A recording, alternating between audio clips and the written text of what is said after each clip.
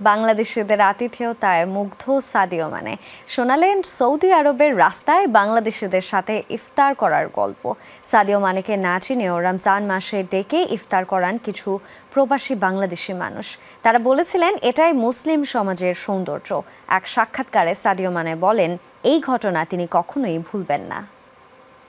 Hey, come to eat here. I said, my friend, I was say, hey, you don't know me, how can I say, no problem, because it was people from, they come from Bangladesh. Hey, come. একসময় মাতিয়েছেন ইউরোপের football, ক্যারিয়ারের শেষ বেলায় যোগ দিয়েছেন সৌদির club Al নাসরে। সেনেগালের তারকা footballer Sadio Mane এবার শিরোনামে এলেন বাংলাদেশকে প্রশংসায় ভাসিয়ে।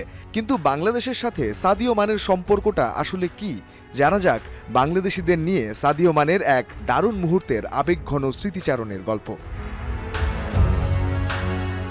সৌদি আরবে খেলতে গিয়ে দেশটির সংস্কৃতি, মানুষের আন্তরিকতা ও মুসলিম সমাজের আতিথেয়তায় দারুণভাবে মুগ্ধ হয়েছেন আফ্রিকার একজন শীর্ষ তারকা ফুটবলার সাদিও মানে।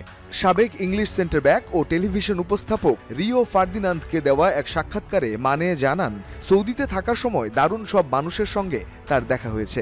এখানকার মানুষের আন্তরিকতা তাকে যেমন আনন্দ দিয়েছে তেমনি বিস্মিত করেছে। সাক্ষাৎকারের শুরুতেই তিনি ক্রিশ্চিয়ানো রোনালদোর উচ্ছ্বসিত প্রশংসাও করেন। তবে এক পর্যায়ে আসে বাংলাদেশিদের সেই গল্পটা। I was passing one day people in Ramadan time. Ramzan মাসে একদিন হাঁটছিলাম, রাস্তার পাশে থাকা কয়েকজন মানুষ আমাকে ডেকে বলল, এখানে এসে আমাদের সাথে খাবার গ্রহণ করুন। আমি বললাম, বন্ধু আপনি তো আমাকে চেনেন না, তাহলে কেন খেতে ডাকছেন? তারা বলল, না কোনো সমস্যা নেই, এটা এখানে স্বাভাবিক, আপনি এলে খেতেই হবে। আমি ওদের আতিথেয়তায় মুগ্ধ। এই ঘটনা আমার মনে থাকবে। ওই মানুষগুলো বাংলাদেশ থেকে এসেছিল। You don't know me, how? Sadio Mane বুঝতে পেরেছিলেন রাস্তায় বসে ইফতার করা ওই মানুষগুলো তাকে সত্যিই চেনেননি। প্রশ্নও করেছিলেন আবার, আপনারা সত্যিই চেনেন না তবুও ডেকেছেন? প্রবাসী সেই বাংলাদেশিদের উত্তর ছিল, সবাইকেই খাওয়ানোর জন্য ডাকি। এটাই মুসলিম সমাজের সৌন্দর্য, একসঙ্গে থাকা এবং ভাগ করে নেয়া। রঞ্জন শান্ত, যমুনা স্পোর্টস।